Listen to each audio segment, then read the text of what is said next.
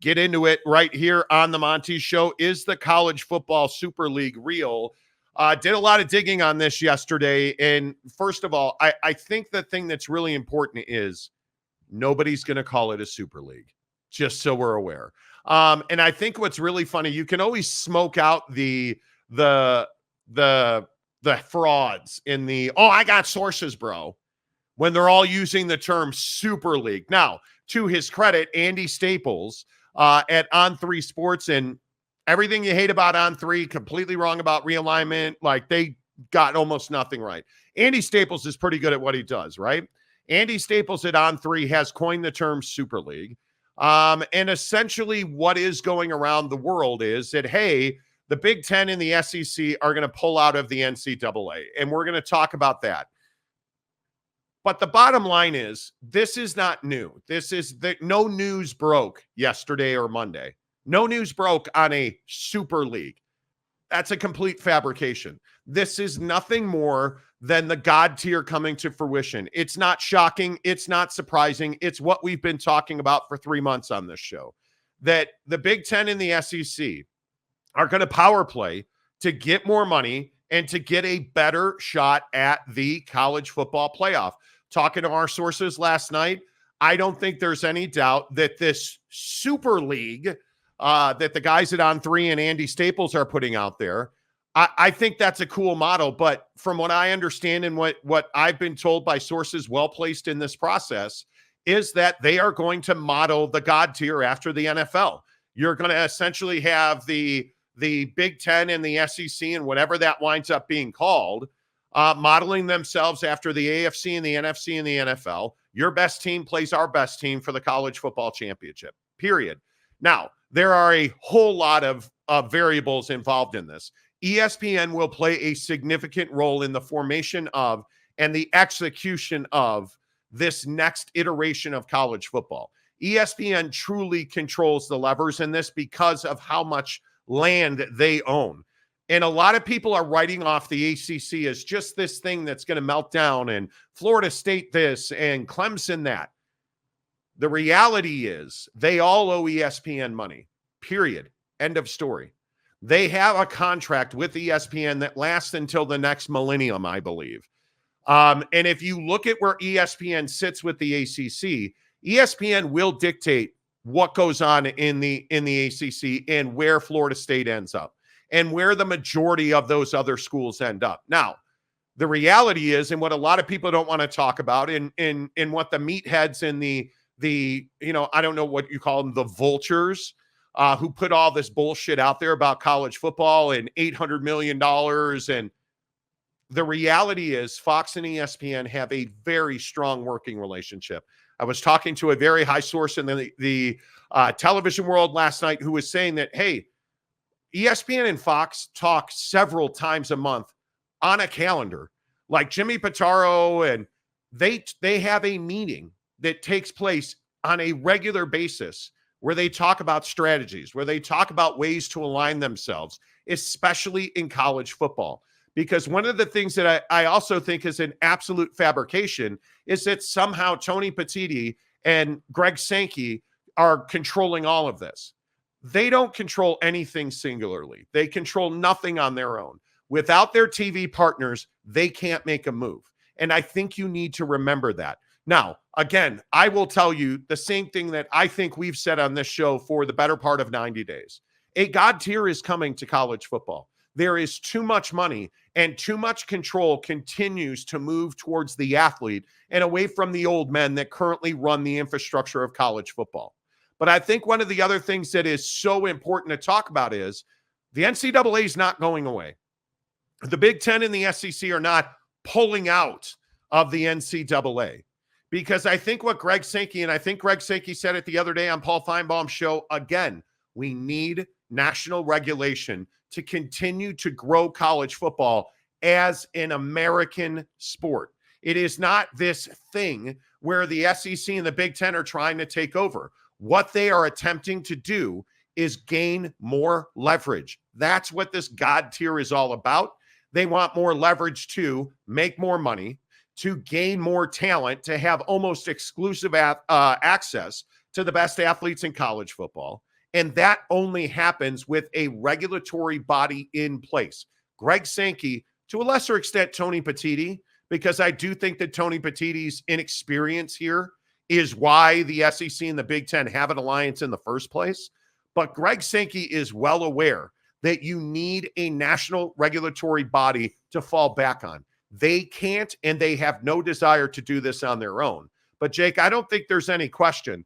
A God tier is coming to college football. 100%. And I think it's good for college football. I think it's necessary. I think it is the evolution of the sport. We're no longer in, oh man, these kids just go to school and their little hobby is playing football. We're not in those days anymore. That's been over with. And I think that Greg Sankey is a great businessman and understands that, hey, like in order to grow the sport, we gotta have a certain type of structure that lends itself to us making money, more money, in a way that is widely accepted, and while also at the same time allowing the kids to make their money. So the only way you're gonna do that is to simplify things, to say, okay, hey, the top tier has this level of team, and then whatever they do under that, that's what has to take place. And I've always thought it's a good model. It lets these schools play like for like schools. It gets rid of Alabama or Georgia playing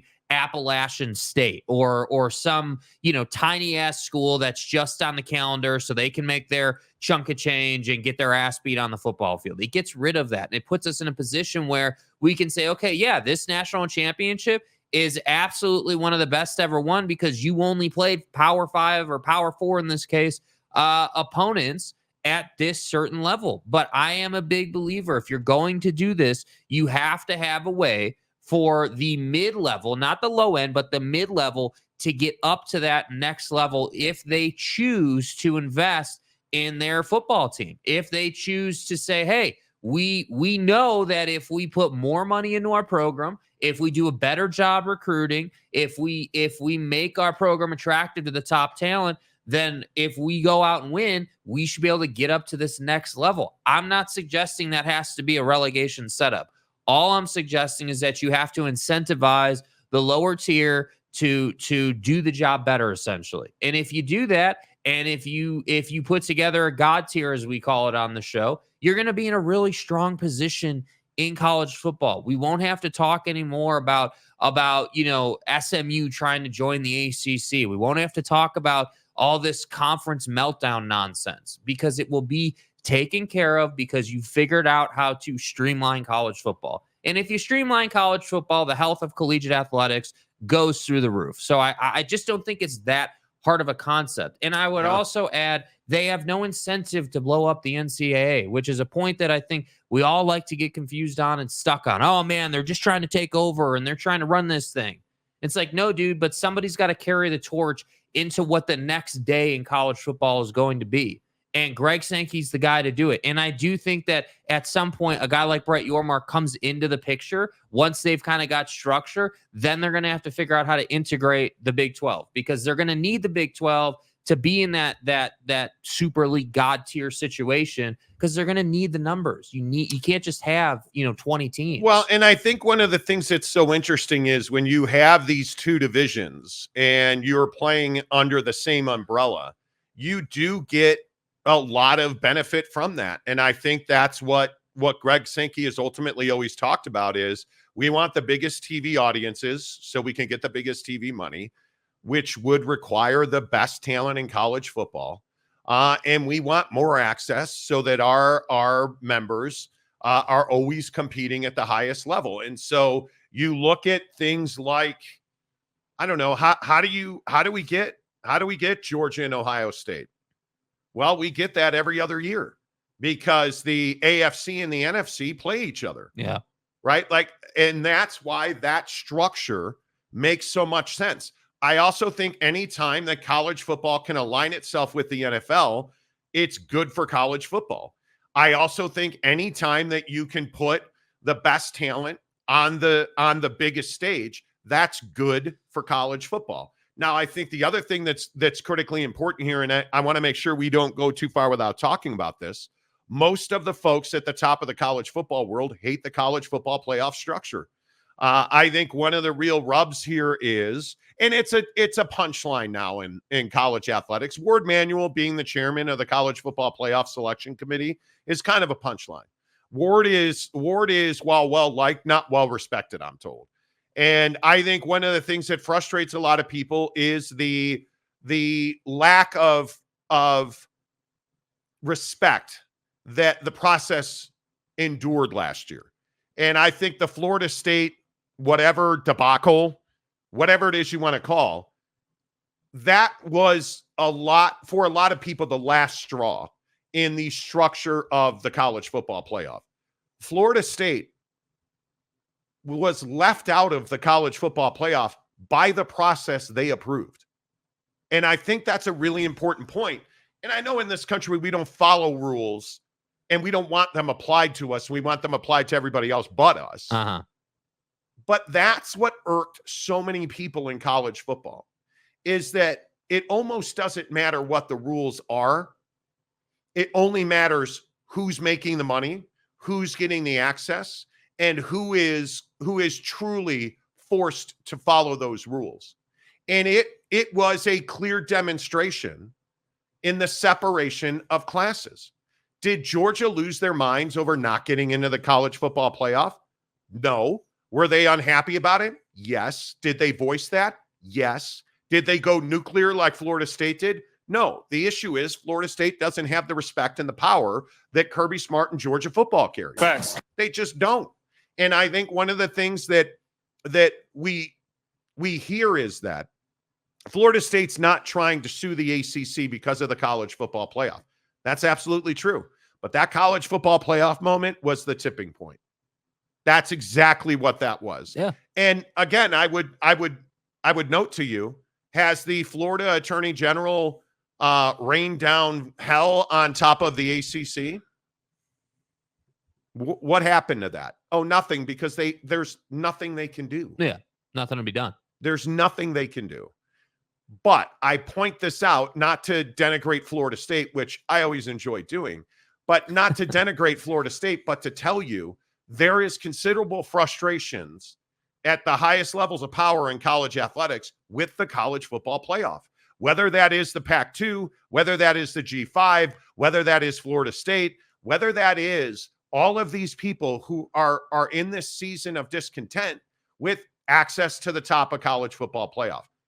That overwhelmingly is why we are moving so quickly at light speed, and why in 2026, I believe we're going to have a significantly different path to winning a championship in college football. Yeah, I mean, I think that's the exact timeline they want too. I think that I would agree with that. That the Greg Sankeys of the world aren't trying to wait till 2030 to do this. I think the sport needs it needs the software update, if you will. It needs this fresh new system to come in and say, hey, we're gonna set it up so that we always get, Michigan, Ohio State, so that we always get Georgia, Alabama. And I think that, the NFL model works great for a reason, man. It's a very straightforward process. And I think, all the bitching that Florida State did about how, winning doesn't matter on the field, that's going to go away in this process. And when Florida State or teams like Florida State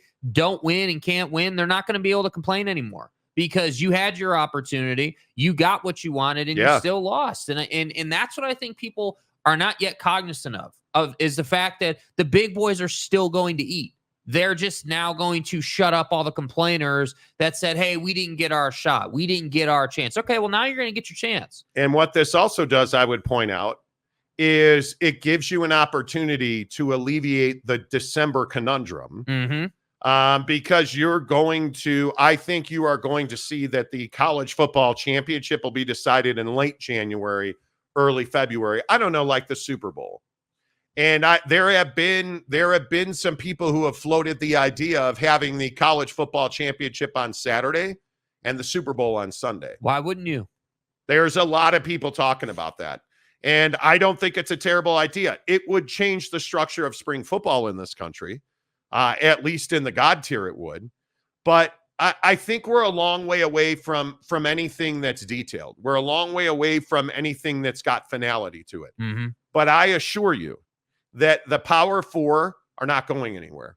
And there's a lot of people who will tell you, well, the Big 12 is in real trouble. The Big 12's not in trouble because it's not going to matter, because the Big 10 and the SEC, and this is a football discussion. That's the other thing that I think is really important. That's been pointed out to me to everybody that I've spoken to about this. This is a football thing. This is not a lacrosse, baseball, stick and ball thing. Yeah. This is not a basketball thing. This is a football thing.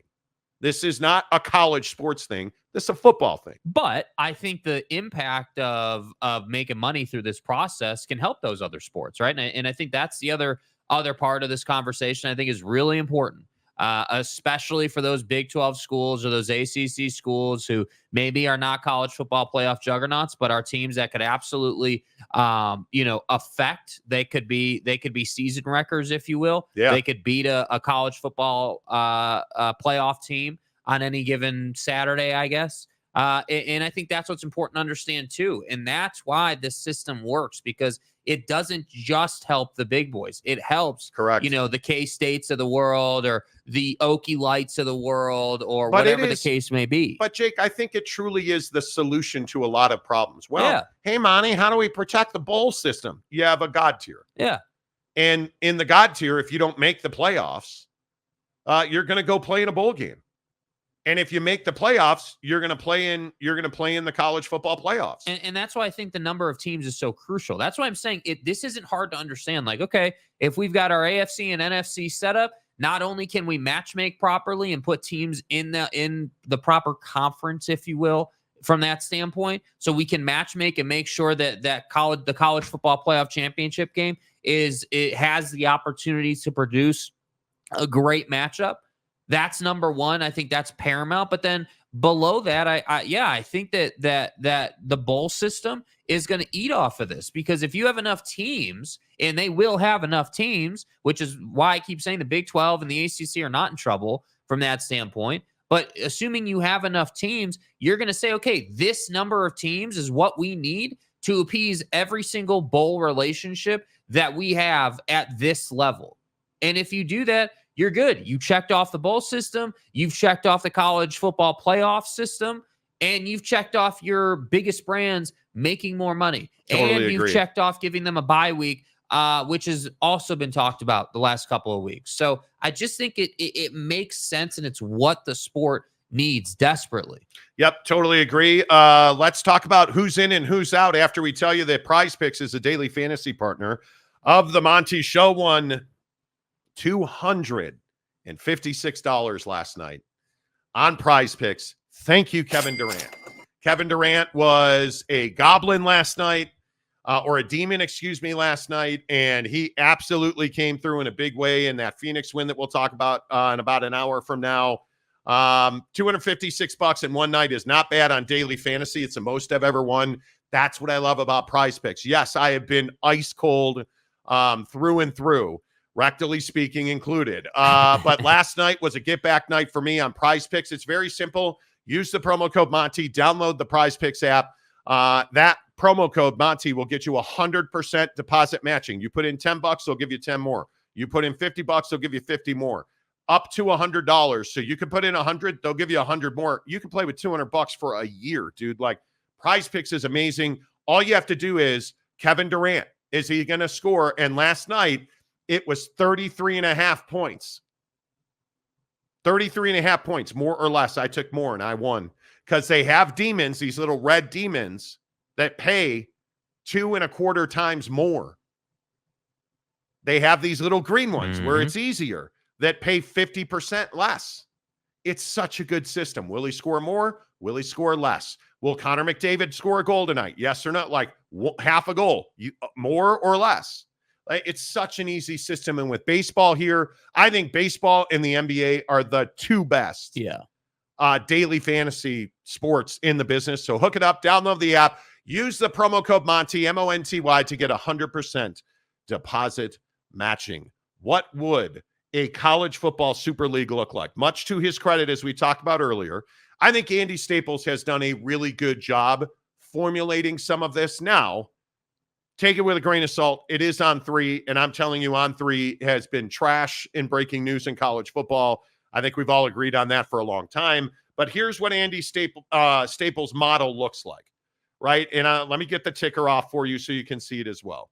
So the SEC side of things and the Big Ten side of things, keep in mind, put this in the picture of an NFL structure.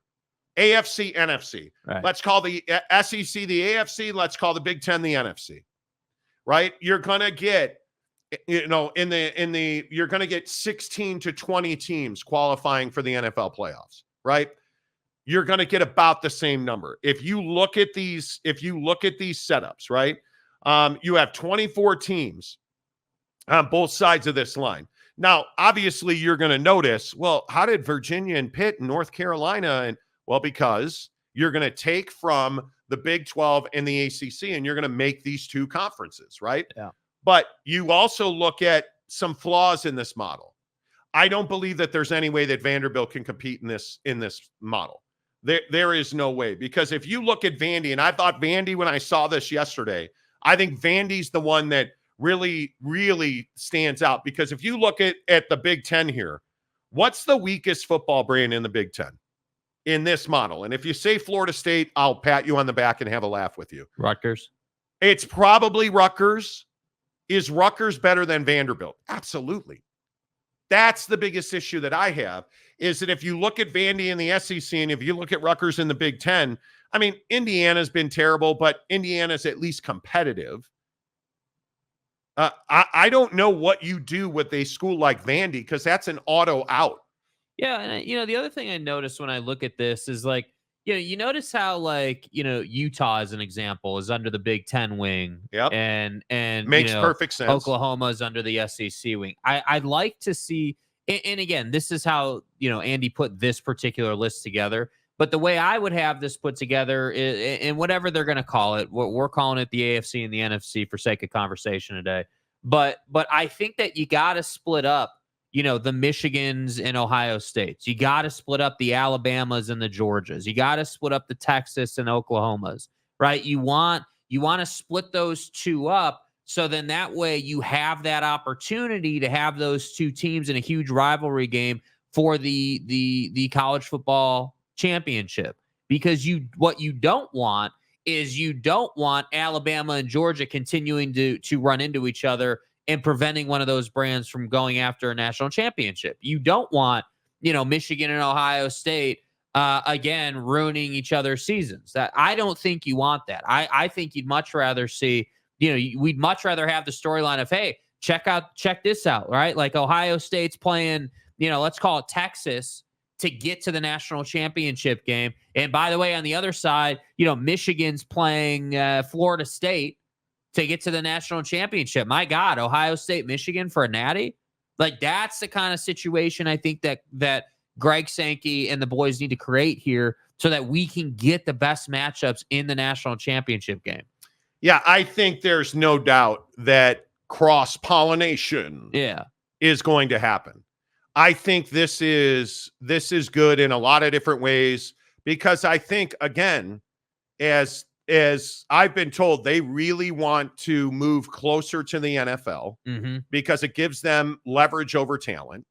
And I think one of the things that you can do in this model absolutely is you can have Monday Night Football. You can have big made-for-TV games.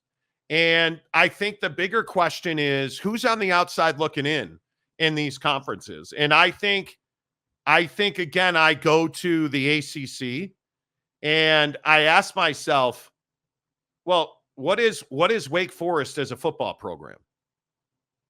Like, I understand Pitt, to a lesser extent Virginia, but if we're looking at Syracuse, if we're looking at some of these lesser brands here, the question I ask is, where does a Syracuse fit into this? Yeah, and that's going to be the difficult part of this conversation, is how do you define what's the benchmark or the bar you have to meet to get into this picture? And I don't know how you go about doing it outside of a stat. I mean, that's the logical way to go. Like, hey, winning percentage or most wins, or like you have to have you have to have been ranked inside the top 25 at least 5 times in the last 5 years, let's say, or whatever it is, right? But the point is that schools like Syracuse on the football field have no business being in this conversation. You know, Vanderbilt has no business being in this conversation. But this brings me back to the point I was making before.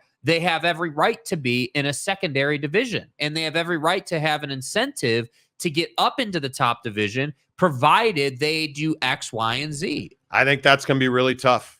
I think it's going to be very, very tough, because I think the more universities you gave access to, whether it's relegation or not, or whatever it might be, I just think you're asking for trouble. That's just my opinion. I don't know how you fix that, but if you were selling it to these schools, wouldn't you say, hey, like, you don't have access now. You don't have. Vanderbilt doesn't play in a championship game of any variety. Vanderbilt, it would be lucky to go to a. But on the football field, you're not doing anything. Yeah, you're a baseball school. That's right. You're a baseball school. Go ahead and go to the College World Series. And they have some women's basketball history. But my point is if you sold to these, I'll call them mid-level schools, right? Like, hey, you're not in the top cut, but you're also not in the low cut. You're somewhere in between.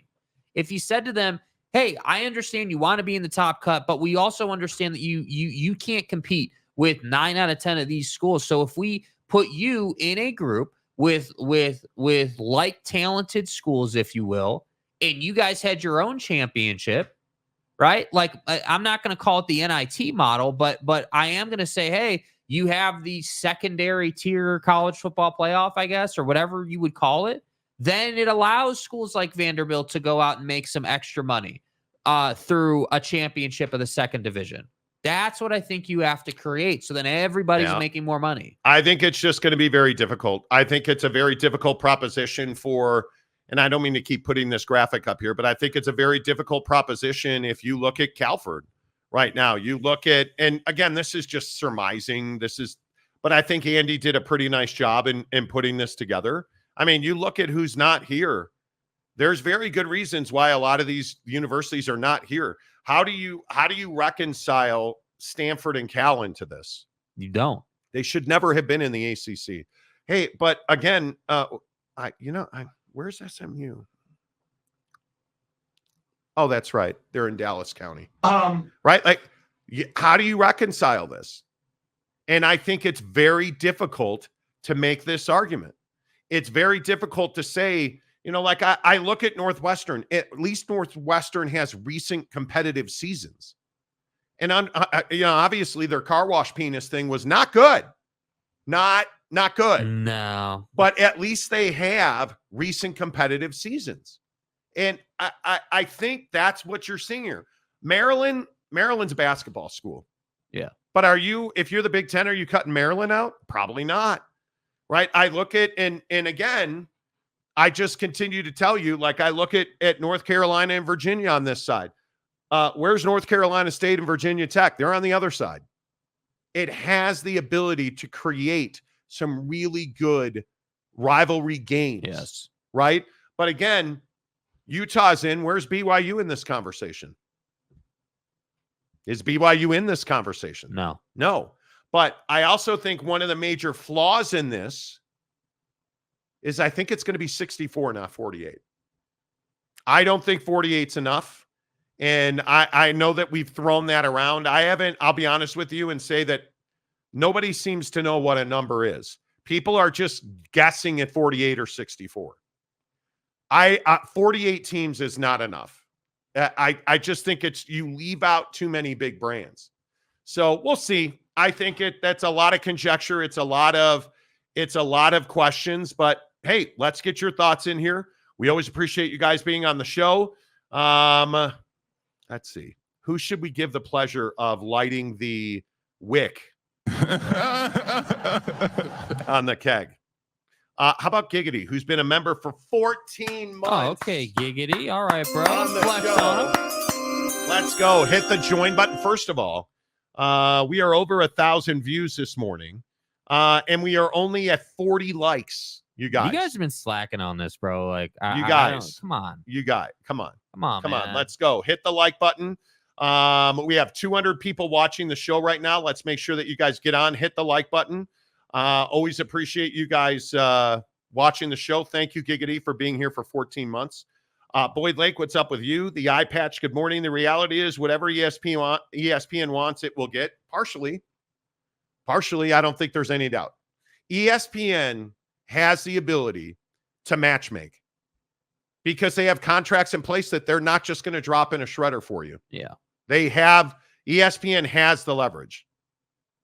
I think it is really interesting the way that all of this could come together. And I think it's pretty clear that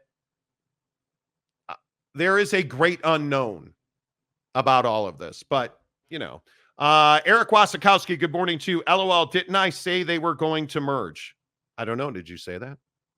Perhaps you did. I don't know. Christopher Shannon, good morning. But that's not taking over the sport. Okay, what am I missing? Okay, you're missing, guys. Christopher Shannon, ESPN has been the hand guiding this the whole time. That is not. Okay, you're missing the point. The graphic says Big Ten and SEC. That doesn't mean it's going to be the Big Ten and the SEC. No. This was a idea that was put out by Andy, and it provides a good conversation. Frankly, it's the best graphic that we could find. Yeah, I happen to like Andy's let's work not start taking victory laps and saying, "Oh, the Big Ten and the SEC are merging." That's not. They're not merging. The entire college football playoff system is going to merge, dude. The funny thing to me is that people are like, "Oh yeah, the Big Ten and the SEC are gonna." They're not gonna. That's not what this is. I think people get all excited, and I understand we're all fans, and I've never, not one time, heard anybody say that the SEC and the Big Ten are merging. I know quite a few people in this game. Not one time have I heard people say they're looking to blow up the NCAA. They're going to abandon the NCAA. That's not at all what they're doing. That's not what they're doing. What they're doing is they are forming a new way of determining a college football champion. And they're not like the other thing that we hear all the time. Well, the Big 12 and the ACC are getting left behind. Really? How many times do I have to tell you guys they're not getting left behind? How many times do I have to say, oh, well, Monty, they're going to merge the ACC and the Big 12? They're not merging. They're not merging. What good would that do the ACC and the Big 12? If they're trying to remain, do you really believe that you're going to keep the biggest brands in the Big 12, the Utahs, the Texas Techs, the Oklahoma States, the TCUs? Do you really think you're going to keep them out? Are you now going to make the argument that Kansas doesn't belong in a college football power tier? They do. Are you really going to make the argument that what K-State's built in football doesn't belong at the top tier in college football? You're really making that argument. And the argument, yesterday on our channel, in the comment section, Texas Tech doesn't belong. There's not football in Texas without Texas Tech. Yeah. Plain and simple. And anybody telling you, the Big 12 and the ACC are going to merge, you have no clue what you're talking about. Anybody saying, the Big 10 and the SEC are going to, you're crazy. Yeah. Them merging it hurts them. It doesn't help them. How does the ACC and the Big 12 merging, what does that give them leverage? No, it does not. That weighs down the Big 12. I would remind you that the Big 12 is the best basketball conference in the country. I think this year they're going to be the second best conference in college football. And you're talking about long time foundational brands in college football. And I understand millennials and Gen Zers, nothing happened before you bounced off your mom's legs. I totally understand that. But do you not remember the history and the tradition of the Big 12, the Big 8? Do you not remember that some of the most important moments and some of the most important foundational pieces in college football came out of the old Southwest Conference, the old Big 8? Mm-hmm. And I would point out to you, Greg Sankey's not 35 years old. Like, that's the guy who really is controlling the rudder of where this is going. So this, you can throw stuff out, but it doesn't make it fact. Yeah. It doesn't make it fact. And the only thing that I can say is there is the biggest concerns that guys like Greg Sankey, Tony Petitti, all of these commissioners have. And I think Phillips, and I absolutely think Brett Yormark's in this conversation as well. Charlie Baker certainly is in this conversation, the president of the NCAA. They're worried about keeping the Bulls relevant. They're worried about keeping rivalries relevant. Can you imagine where we don't have the largest cocktail party in the world? Can you imagine where we're in a place where Mike Gundy is telling you that Bedlam is irrelevant and then goes up on the podium and sobs like a little bitch after beating Oklahoma. Oh my God, the game's irrelevant. It doesn't matter. Oh God, we won. Oh, this is so meaning. That's who we are in college football. That's who we are. And my point is, do you want to be Oklahoma or do you want to be Oklahoma State? Because I think it's a great contrast. Everybody wants to be Oklahoma. Yep. You want to play in the biggest games. You want to play it for the biggest money. You want to recruit the biggest stars. You're not going to limit it to 48 teams. You're not going to limit it to 48 teams. No, you need opportunity. 100%. And you're not going to merge the Big 12 and the ACC. What sense does that make? Oh, well, Monty, they both are on ESPN contracts. So is the SEC. What sense does that make? And again, if we're merging the Big 10 and the SEC, and I'm just asking for a friend, bro. Right. Who's paying for that? And Fox or ESPN, who's dropping their contract in the shredder? It makes no sense. Why would you want to consolidate and shrink the TV money? You don't. That's how you lose money. And these guys, no matter what you think of them that run college football, they don't shrink and they don't lose money. Yeah. They always figure out how to make more money. And I'm asking you at some point, and I could be wrong, and maybe I'm just the a-hole in the room. I'm asking you at some point to turn on the common sense in your frontal cortex. For such a smart person, you really are lost, aren't you? You say some dumb. College football fans are, yes, Eric and Raleigh, I'm a man. I'm 50. That's right. That's right. Yes. You know yes. what I'm saying? I'm a man. Come on, man. At 48 doesn't make sense. OG Gary, 48 seems to be the right number for now as a start. I don't think it is. I don't know how you start I think at you need 48. more. You need more. How do you start at 48? I have no idea how you start at 48. Because again, I put up the Staples graphic. And the question I'm just going to ask again. If 48 seems to be a place that we start. And I'm not saying that you're wrong or that I'm right. If this is where we start.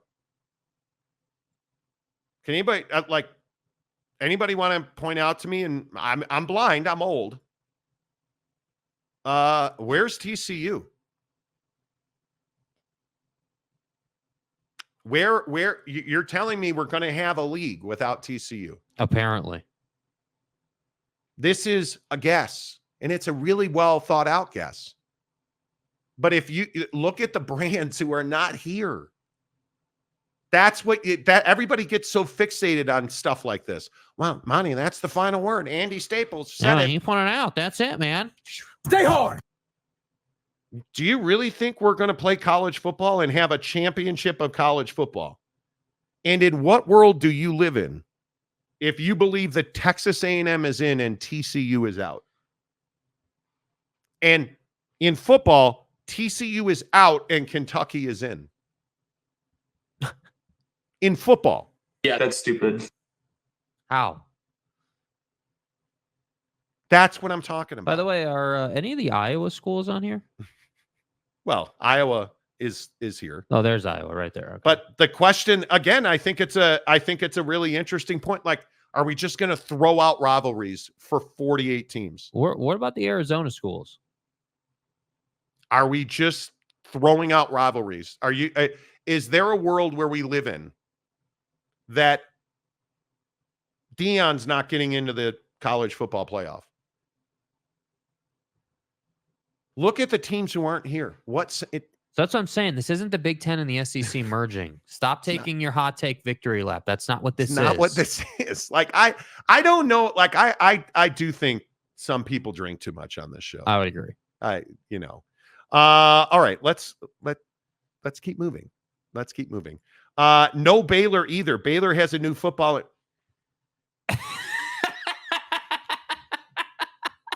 Do you understand the talent it takes to do what Buddy just did right there? Do you understand? Like, hi, this is James. Welcome back. Yay, bro, dude. James, for you guys who don't I'm know, giving you a fucking answer. he has a YouTube channel where he does stadium reviews. Hi, this is James. Welcome back. Oak State James's only perspective is how nice is your stadium? How quality is the corn dog? That was a masterpiece of dog shit. That's his entire framework. That's his entire existence. Baylor has new football and basketball arena. They have invested in their facilities, and it's Baylor. But remember, his wife is a Baylor fan. 48 teams, yeah. Yeah, hey, Monty. Seems like where we're going makes no sense. No sense at all. None whatsoever. Mike Smith, no Kansas, no TCU, no Duke, and no BYU on that graphic. It's wild. You know. And on Andy's show, he said BYU would be in, which is, again, I know that pisses off the fucking Mormons, always with their secret underpants. Oh, what did they soak their way in?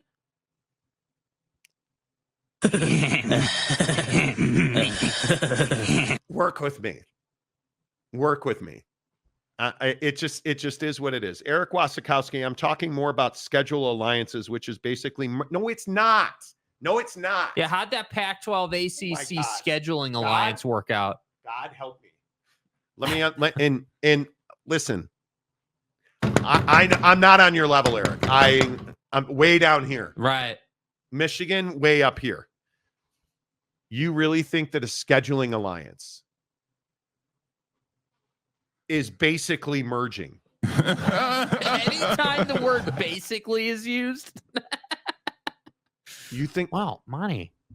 So BYU had a scheduling alliance with the Pac-12. Did they merge? Well, basically. Why haven't the Pac-2 and the Mountain West merged? They have a scheduling alliance. I mean, basically, they're in business. What are you talking about, man? You didn't.